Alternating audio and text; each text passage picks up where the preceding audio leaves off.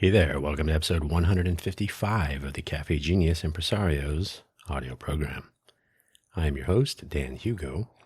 We are recording this way later than, I'm not going to say planned, but usual, normal. It is 10:27 p.m. at night, Pacific Standard Time here in Greater Vegas on this Friday, February 13th, 2026. Hopefully it was not bad luck for anyone today.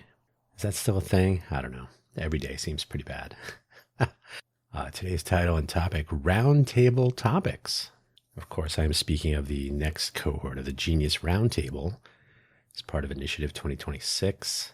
Hopefully we can fit it into this year. That would be nice. If you're not familiar with the Cafe Genius Impresarios audio program, or perhaps the entire notion of Cafe Genius, well, let me tell you.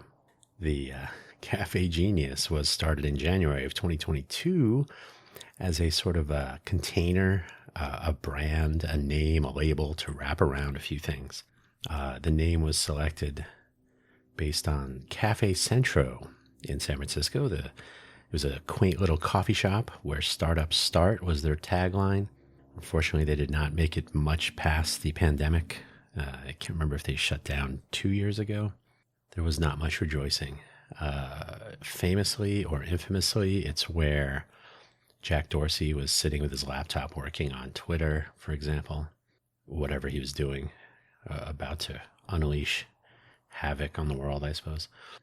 So that's one of the things that Cafe Centro is known for. It was located in South Park, San Francisco, basically across the street from the ballpark. Now the Oracle ballpark. It used to be the AT&T ballpark, and I think when Centro opened, it was probably the Pac Bell ballpark. I had been there many times. It was very nice. I frequently suggest that the greater Vegas area needs a Cafe Centro or several. So Cafe Centro is spelled with two F's, just like Cafe Genius. Genius from the Genius Lunch, which was an ad hoc gathering of people in the downtown project days in downtown Vegas. People would get together, chat about what they're working on, what they're up to, what's up, what's down, all gossip.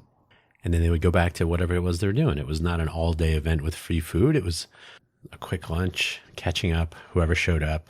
I myself was not actually a part of the downtown project endeavors, but I was a spectator. I was hanging around a lot. And the fact that I worked for Intel, I was always invited to things. So if I was in town, I would always attend. They were always very useful, good value. Not a lot of time commitment, so you could get in and out and socialize a little bit. Sometimes if you're working on a startup, you tend to not socialize. You'll think, oh, I'm too busy. I can't go spend all day, or I can't do the networking thing. But here, mostly familiar faces, a few new, oh yeah, I brought my friend, they're working on that kind of thing. So very casual. The return of the Genius Lunch, an attempt in 2025. I'll see if we can get that going in 2026. So there you go, Cafe Genius. Impresarios, spelled with two S's, a correct though not common spelling. Impresarios are the people making it happen, doing the things. We used to have guests. We had several guests for a short period of time when we first got this audio program rolling. Booking guests in this space is tricky because they got things to do. So maybe we'll try to do like a virtual Genius Lunch or something one of these days, and we'll make an episode out of it. So there you go, Cafe Genius Impresarios, an audio program, a collection of ideas. When we started Cafe Genius, we had the pitch workout room, we had the pitch mingle, we had the meetup collaboratory, and then we had the Genius Roundtable later, the first cohort. And the idea is to take a good look at our entrepreneurial innovation ecosystem, try to understand it from the ground up.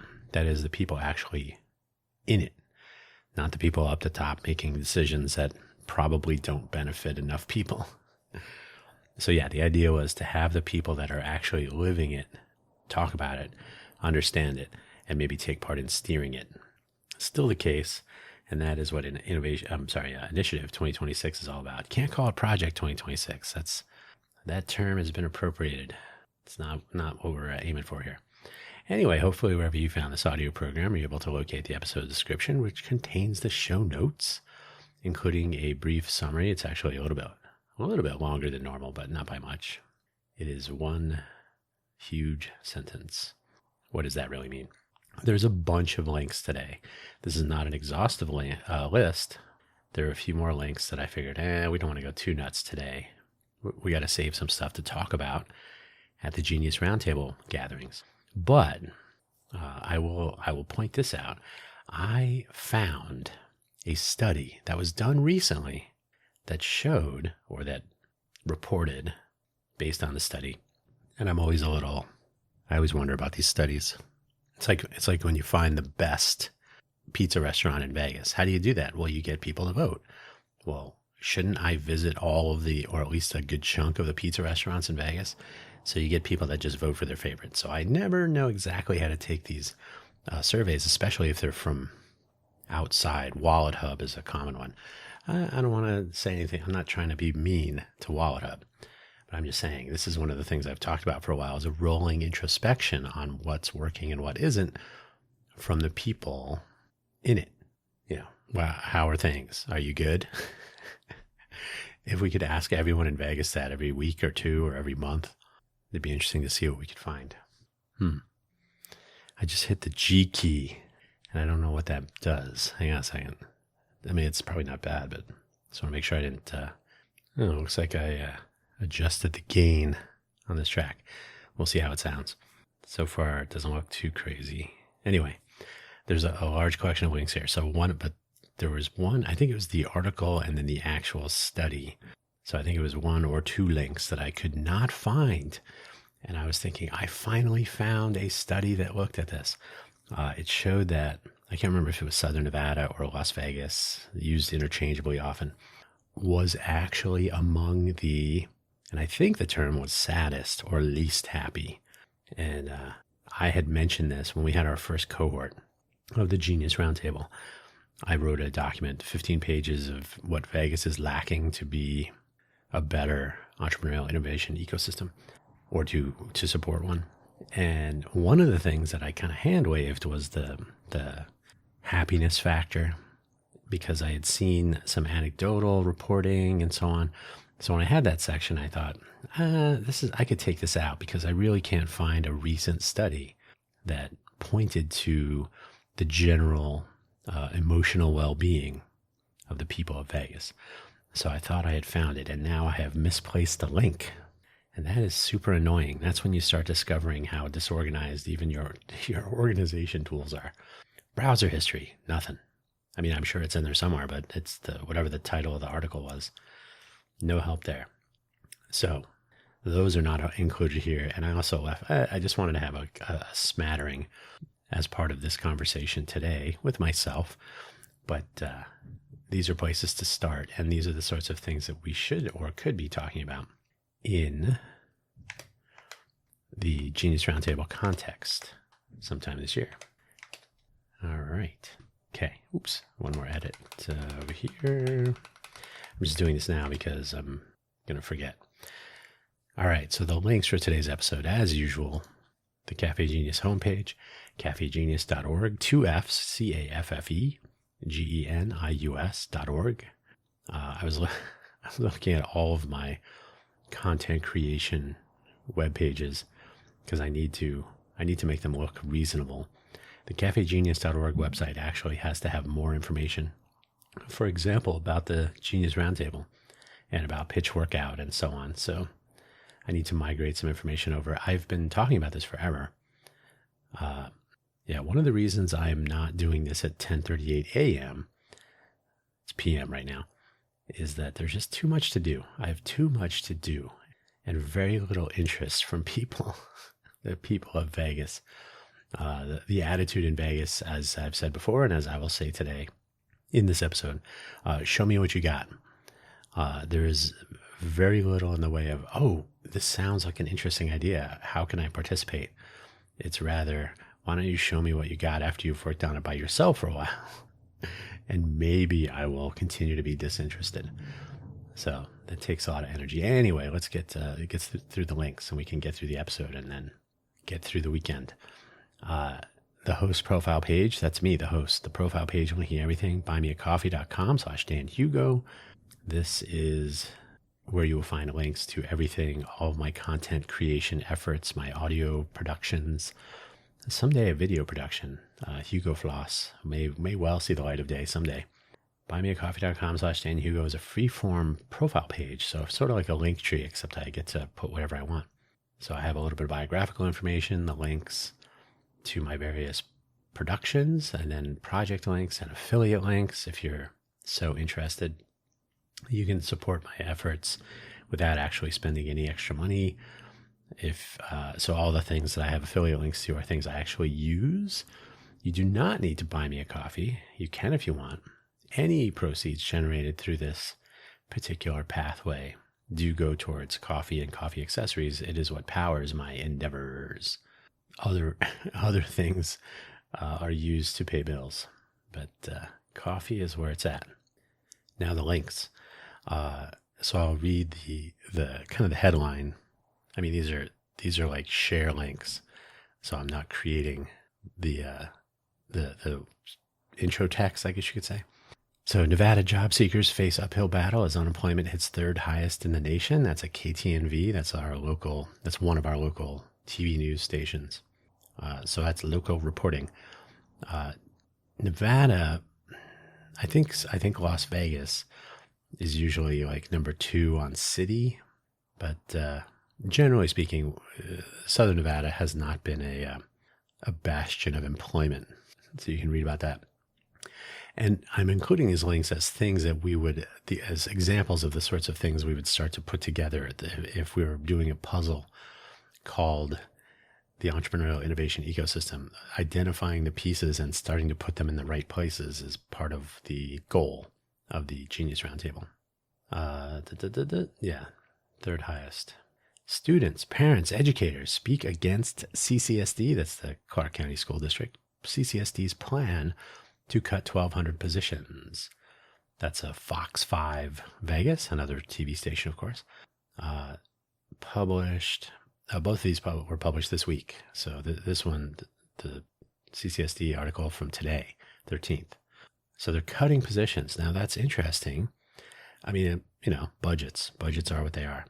Study lists Nevada as one of the least educated states. That is from 8 News Now, KLAS, another local TV news station. This seems like a problem. We're the least educated, and yet also, well, not number 51, because how many states are there anyway, right? Who knows? But so, yeah, we're not the least. And usually you can break it down into like different topic areas and different grade levels, and matriculation to college and on to commencement into a career of some sort. The reading levels and math proficiency and all that. So you can break that down and compare different regions and so on. By the way, CCSD is the largest single employer across, it's all of the Clark County schools. So it's the largest single employer certainly in Southern Nevada. It might also be in Nevada. So they're cutting 1,200 positions. I wonder if they'll still be number 1.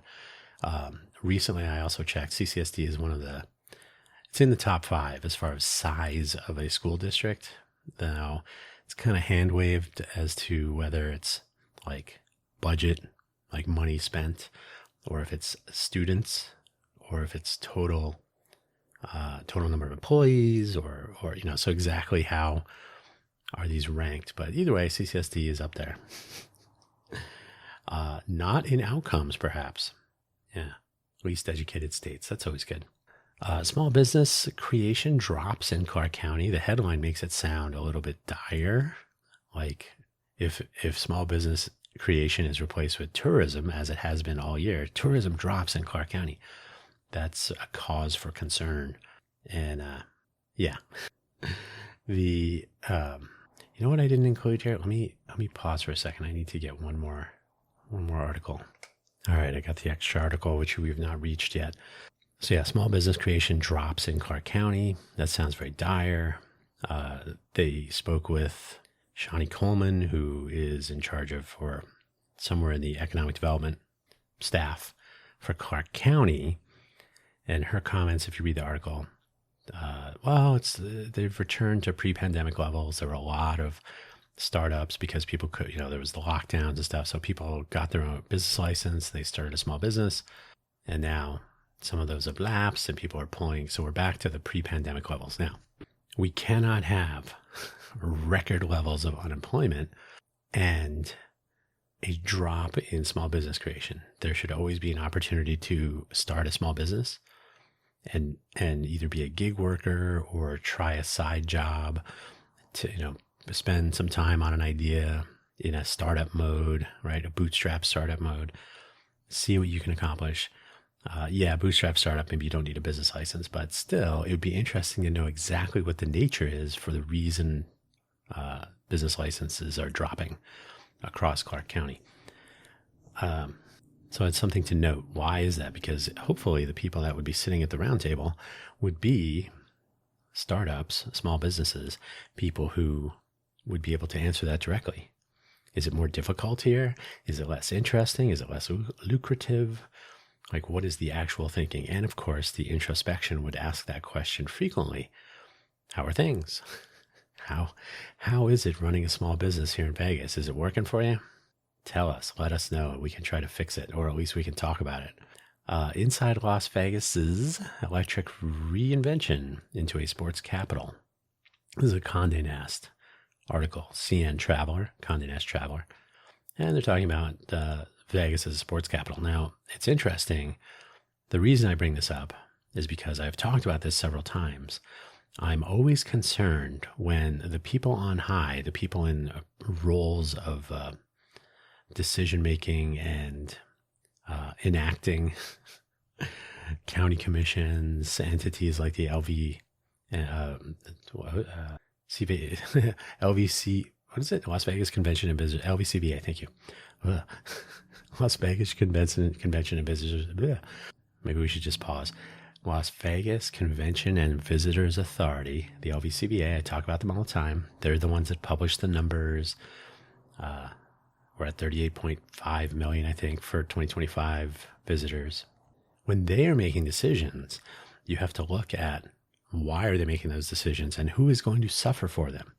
So the electric reinvention into a sports capital sounds, very exciting. But the Formula One debacles every year, maybe they'll figure it out, but you can't take 3 or 4 years to figure out how to not crush local small businesses by doing something that only benefits a few people. So personally, I'm not a fan of the Formula One race as they have been implementing it. That's just me. But you can flip through that article. And then the next one, crushing it. The Wynn Resort CEO sees a bright future, even with a very tough act to follow. That's a 8 News Now, again, KLIS. If you flip through that article briefly, they're moving towards the high value customer. So the customer who will spend more money, probably stay on the property, and will enjoy their visit to Vegas, and then they'll go home. So they don't have to have as much staff because they have fewer visitors, but spending more money per visitor. So if you look at that, they're we're remodeling some rooms. So there'll be 80,000 occupancy nights, whatever the number of rooms is times the total number of rooms undergoing renovation per unit time, and then time multiplied by the number of the unit time. Basically, you just sum those up. So, this room is going to be unavailable for 5 days. So that's five occupancy nights, I guess, 4 occupancy nights. So if you're renovating 1,000 rooms and they're going to be down for what would that be? 1,000 rooms times 80 nights. That doesn't seem right. That would be 80,000. Whatever it is, whatever the math is on that. But essentially, those are rooms that cannot be occupied, so they can't rent them out. So they're lost. But I guess the thinking is, well, we just won't invite or be appealing in any way to people who would want to be in those rooms anyway. Wynn is a higher end resort, so their rooms are not the average room rate reported by LVCVA in the research section, which I've talked about many times, was, I believe it was something around $183. So Wynn rooms are not on the lower side of the around the average. So I find that interesting. I think they're still showing 150,000. At one point I saw a number And I mentioned it, and it was on the LVCVA website that there were 155,000. That may have been before the Tropicana was demolished to make way for a baseball stadium. Interesting times. So crushing it. So the Wynn Resort is going to do fine in their mind. Will they actually do fine? Who knows? The CEO is not he's talking to the press. I think it's a he. The CEO of the Wynn is not sitting there trying to be honest. They're trying to be positive. So who knows? Who knows? Tech Hubs from Site Selection Magazine. It's actually about Dallas Fort Worth changing positions on the list. But in that article, there is a collection, a ranked list of tech hub cities. It's 25 cities, so Las Vegas must be 26. I'm mentioning that here because the hype around being a global innovation hub was getting to be a little bit silly. The next Silicon Valley, Hollywood 2.0, that one seems to be on the back burner for a while with the lack of incentive legislation passing the assembly twice and then in a special session. So 3 times, not through. I guess when you have a fine person like Marky Mark behind it, how can you go wrong? Keep the list handy, or keep that notion in mind, because I think the hype curve needs to be dialed back a little bit when we talk about these things. A little bit of reality is better for business. For marketing, it's fine, but if the people on the ground like us are believing the hype without looking around and saying, wait a minute, and I've seen it happen countless times. Vegas is blowing up. We're going to have so much winning. And the final link, Global Innovation Hubs Index 2025, it's a nature.com article. It's a good article. I'm going to reread it. I went through it to see if Las Vegas was on their list. I'm going to check one more time. Yeah, no Las Vegas. So the nature portfolio is the section, I guess, and it's Global Innovation Hubs Index. It's for 2025, so it's close enough. I assume they mean, well, doesn't matter. 2025. We didn't change in a year. They have 20 cities, the top 20 cities or metropolitan areas. San Francisco, San Jose is number 1, so you can pretty much judge. They are not all domestic. One is Seoul. There's Shanghai, Seoul, Singapore, Amsterdam, Guangdong, Hong Kong, Macau, Beijing. I read those kind of backwards. So Beijing is number 3. Yeah. So, which is strange. I would have thought Shenzhen, but Beijing and Shanghai are where the more software tech. So probably looking at more AI lately. Chips and stuff, that's from Guangdong, Hong Kong, Macau, Greater Bay Area. That's that. So they're number 4. So that's reasonable. London, did I miss anything? Tokyo, Paris. Yeah, really, to be honest, I looked and saw that we are not on there. So I figured, well, there's some good cities on there. Great. But the interesting thing is this article, and I'll mention this later, does have some things to look for in what is an innovation hub. So usually people will speak of innovation in terms of tech and tech development. I don't necessarily think that's true. I think you could be an innovation hub, maybe not making that list, but you can be an innovation hub and do other things. Focus on tourism, the fun economy, trademark 2025, UNLV Office of Economic Development. So yeah, I don't think it's necessary to be a tech hub to be an innovation hub. Something to think about. Something we talk about at the cohort when we meet at the round table. So a couple of things as we dive into this. I hope I finish by midnight. That's crazy. So the numbers. Okay, we know that those numbers are, we know what those numbers are. Every real and fake as an AI generated slop with an AI voiceover. There's more and more of those. Every real and fake YouTube channel anywhere near Vegas has been harping on empty casinos and empty strip and what is surely to be imminent demise of 3, I've seen one, the 5 resorts that will go out of business or that will disappear forever. Okay.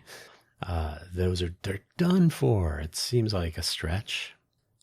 They're shifting to lower customer volume with higher value customers, so they make more money per customer.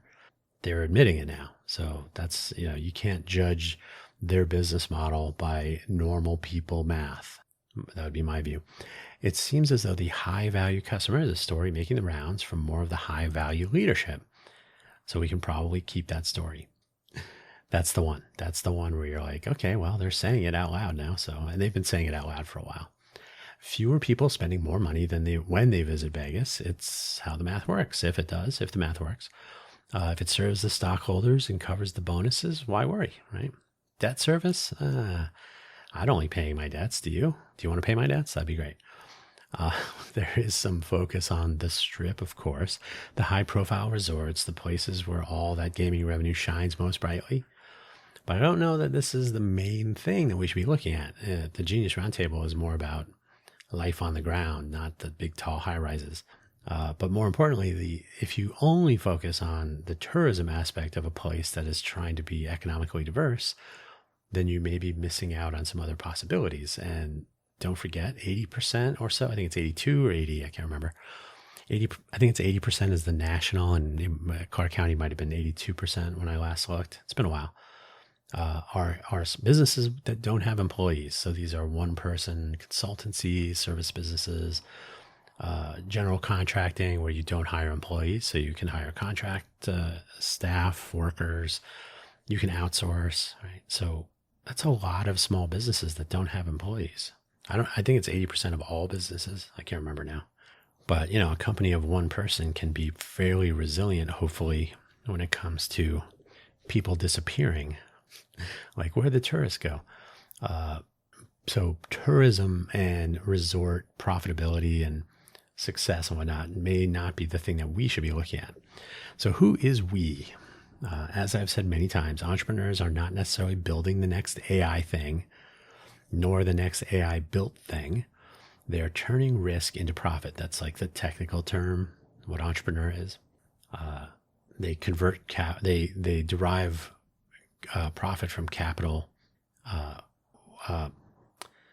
averting risk, avoiding it, diving into it. So that's entrepreneurialism. I mean, it's not a sure thing. So there is some risk, but you try to turn or get around the risk, turn your investment capital into profit. And boy, how do they want that? I want my returns in 5 years or less. So sometimes return, sometimes profit.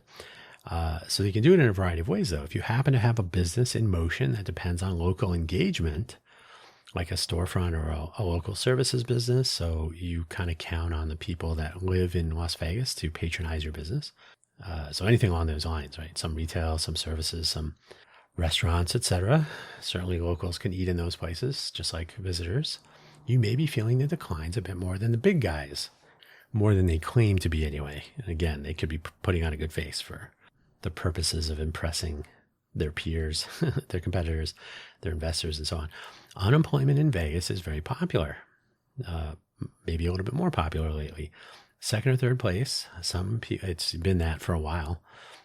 Some people are unemployed thanks to reductions in force, RIFs, at the resorts, for example, because fewer high-value customers over many normal value customers means reduced need for staff, for example. You'll see either they're cutting people outright, layoffs, or to keep it off the news, they just do hour reductions. So you're paying your staff half, right? Oh, you're only working 20 hours this week. We don't have anybody here. And then they're cutting down on services and so on. Room cleaning is now an optional feature that you have to request. And I think I saw somewhere that people are starting to have to pay for it or whatever the case is. So something to keep an eye on if you have a small local business in the Vegas area, because more of your customers or potential customers may be making less money or none at all. That gets passed to you and me. Of course, if you have a small business that depends on tourist traffic, the small number of visitors might have some impact, and the demographics are probably not quite what your business is built for. So again, a wealthier crowd, a higher value customer pool, maybe staying on the property, not venturing out into visiting small businesses in the greater Vegas area. Maybe they're not taking in so many shows, and then being near a small business to take advantage of, oh, hey, you want to go check out, want to go get an ice cream, you want to go to that. Are they going downtown? Apparently locals and visitors are finding downtown more appealing. I have an article that I found about that. that's been making the news lately, as has the increase in cost of parking downtown, which is then pushing people away. So left hand, right hand, you guys should meet sometime. But the question is whether the reduction in total customer volume, total visitor traffic, total tourism totals, does that make sense?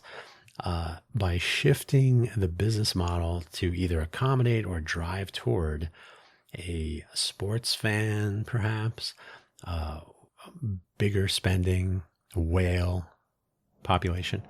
If they're moving to that, you don't really get to have a say in that if you're a small business owner. So are your customers being driven away by high prices at resorts and hotels and so on? So maybe your visitor engagements are down, and maybe your business is suffering because of it. And maybe if you're down to zero, and we've seen these with restaurants that have been around for, I've mentioned this, the Ocha was a Thai restaurant, had been here for 30 years or something. They don't have any customers anymore. So it's either locals who are not making as much money as they used to, so they can't go out and enjoy a night on the town and some Thai food and whatnot, or maybe visitors are not going there. Some of the older restaurants have a following, right? We come to Vegas 4 times a year and we love to go to our favorite restaurants while we're here. Can't do that if you don't come.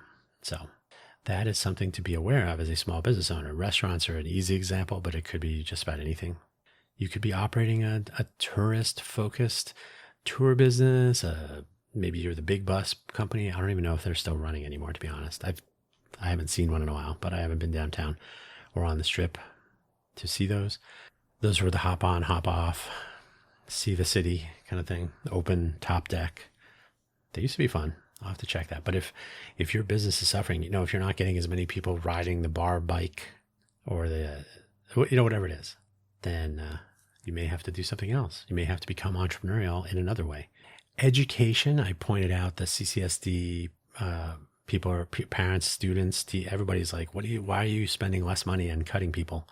I have been saying this the whole time, but what do I know? Education is one of the key pillars of an entrepreneurial innovation ecosystem, full stop.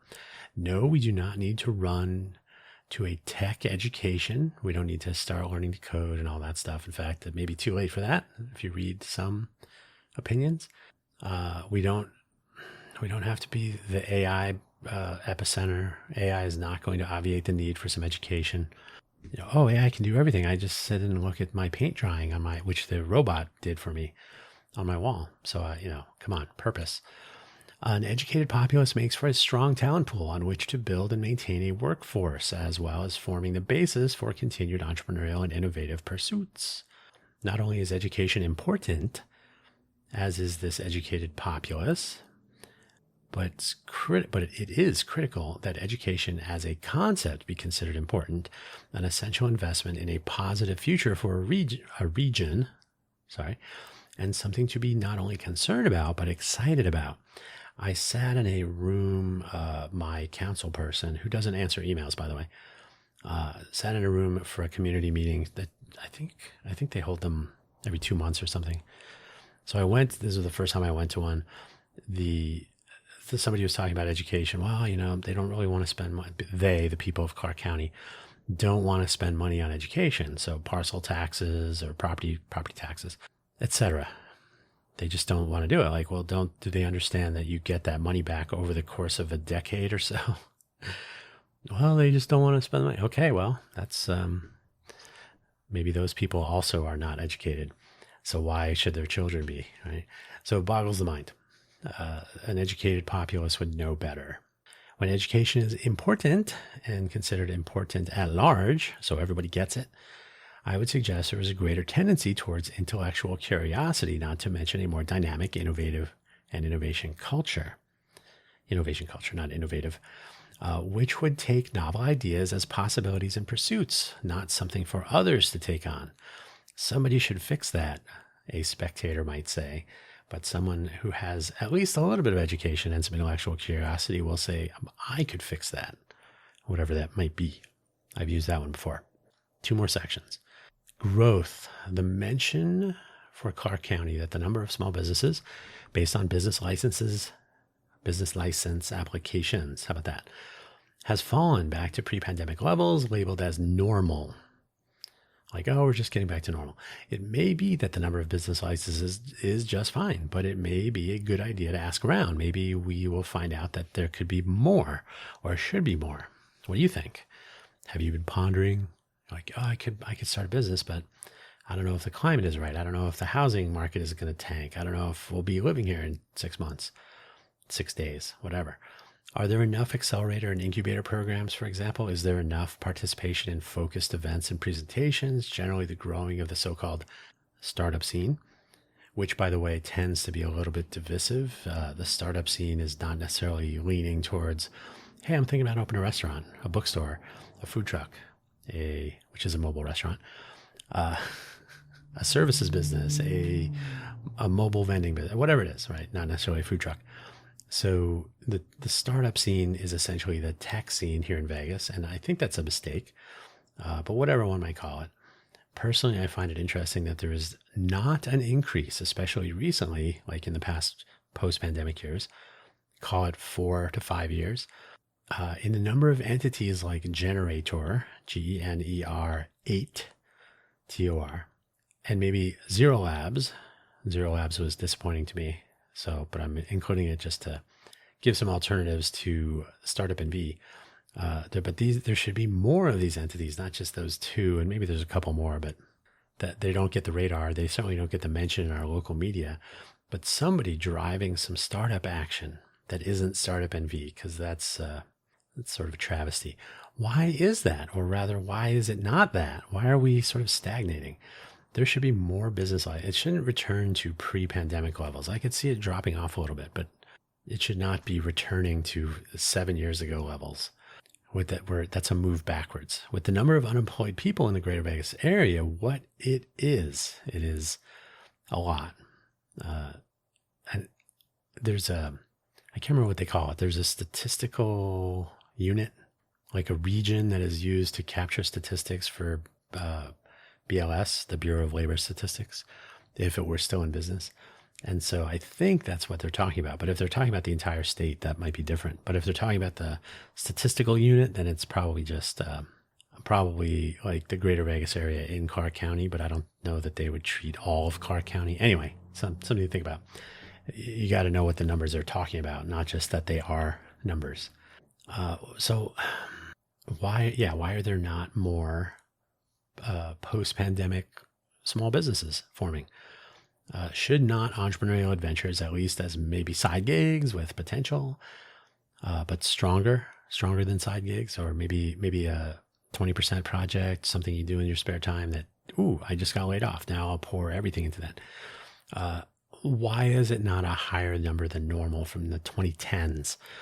That's not something to be like, oh, everything's fine. That is, just like I say, there should be more failure stories also.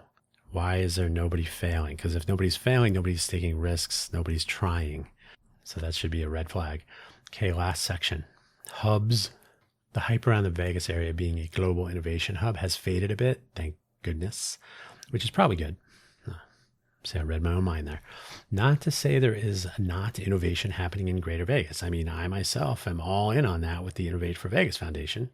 If only there was any participation, any interest from anyone, and any support from our city and county governments. Wait a minute.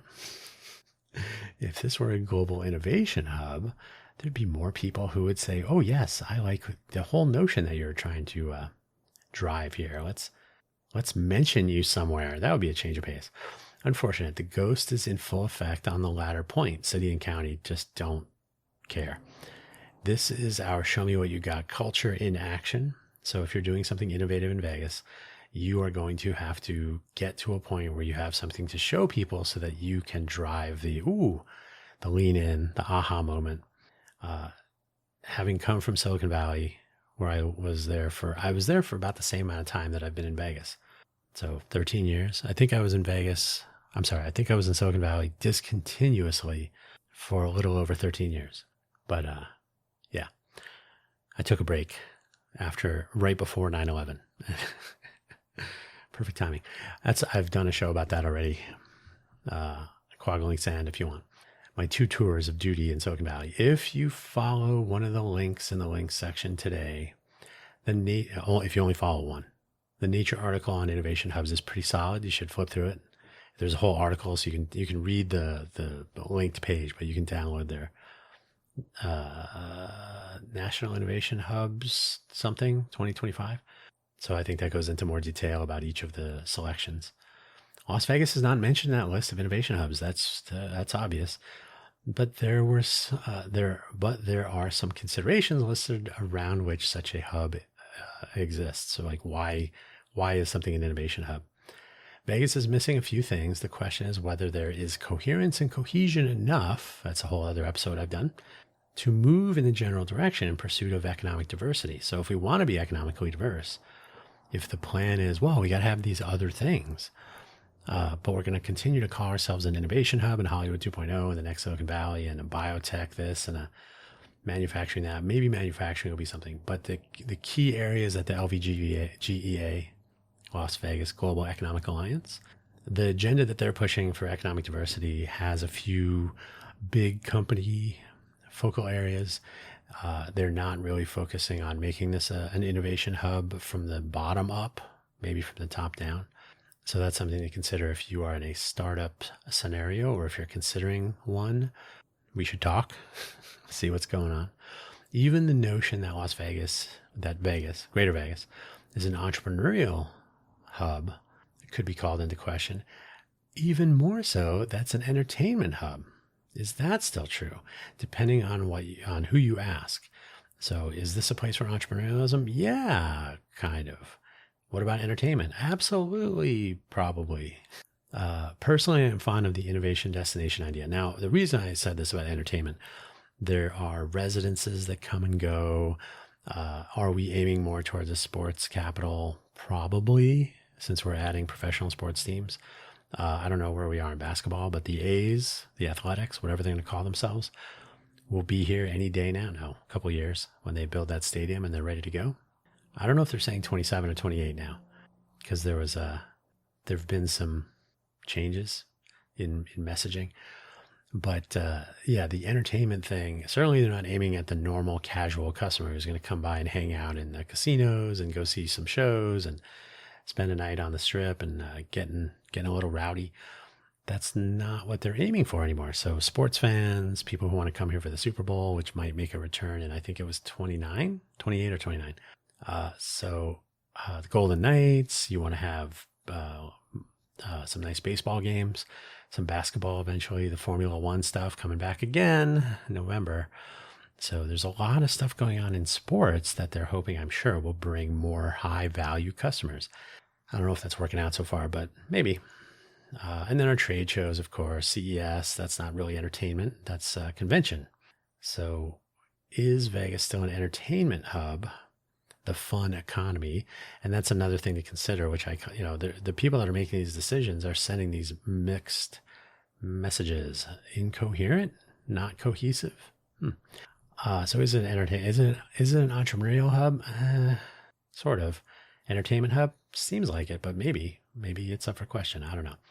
So anyway, that was all that. So I'm fond of the innovation destination idea. I have mentioned it many times, and I will again, not in detail today, but we'll talk about it at the roundtables, that a place built to accommodate so many people, 150,000 rooms. There's a lot of people coming each week to visit the Greater Vegas area. What is it? It's something like, it's less than 1 million people per week. So let's say it's over 500,000 on any given week. Maybe a lot more, but whatever the number is, it's not 150,000. That's kind of interesting. So, where am I? Vegas. So Vegas is missing a few things. When these people come here, not for entertainment, are they finding what they're looking for once they build all these stadiums and tear down and rebuild streets and trees and so on? All the stuff they're going through to make this accommodate these sports fans or these high value customers.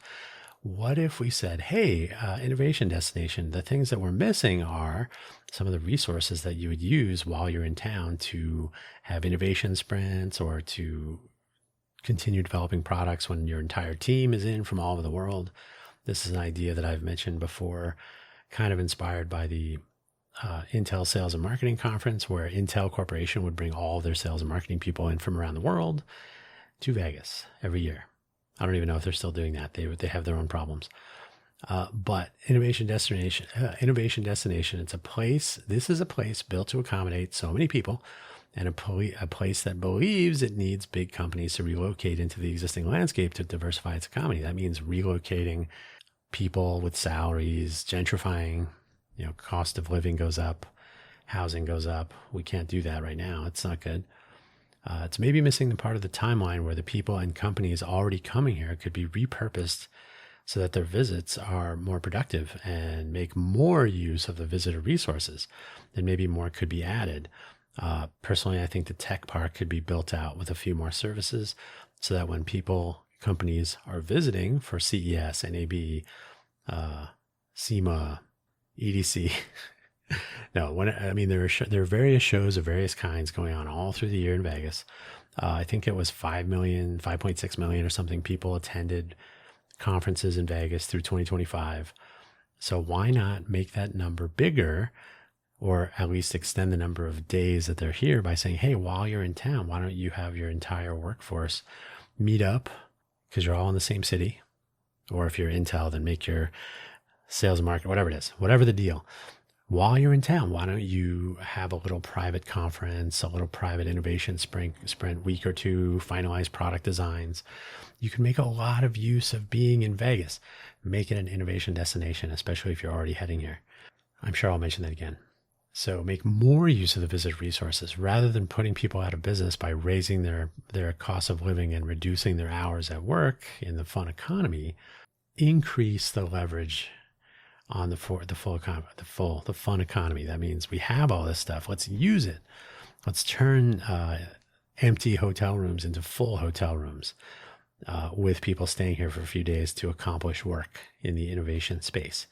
After a few years of that, who knows? You may have a population of people who actually want to participate in something like the Smarter Smart City Challenge. We're going to see how that goes. That will be very telling for this year. I've been talking about this since I moved to Vegas. I had been here about a year or two, and I had a conversation with people at UNLV and the GoEd and LVGEA. I said, why are you not connecting the people visiting here with innovation? Why create the Fusion Center, which I'm not saying is the tech park, but sort of that idea. I had some other stuff, but like enable people visiting this area to conduct startup, small business, development, engagement, collaborations. Make this a place that people go to innovate, but they don't have to relocate here. Then you have minimal impact on the people living here, but you maximize the existence of your fun economy and all of its resources. Make all the, what the goal should be? Make all the hotel rooms here full, whether they are here to gamble, to take in a show, to exercise the fun economy, or if maybe people come here with their families and they work with their colleagues in a out of towner convergence. Hey, we're spread all over the world. Let's go to Vegas for a week, and we'll have our team meetings. We'll have some collaboration sessions. We'll have some product design workshops. We'll do all the stuff, and the family can come and they can take advantage of all the family friendly stuff in Vegas. And doesn't that sound crazy? Insane, lunatic stuff. I talked about this a decade ago. We have not gotten there. Nowhere close. So to believe that we are an innovation hub today, well, let's put a pin in that and come back to it in 10 years and see what they've accomplished. And by they, I mean we, if we do so. That's where I'm going to leave it for today, or tonight, really. It's still officially Friday, February 13th. So I'll post this and we'll see what happens. But yeah, very late today. It's the way it is. Sometimes you got stuff going on, and that would be me. Take care now, and thanks for listening. Don't forget to check out all the other shows and all the other productions. buymeacoffee.com/DanHugo. And that's it. I'll give you a break. Enjoy your weekend or whatever days after you've listened to this. Take care. Bye-bye.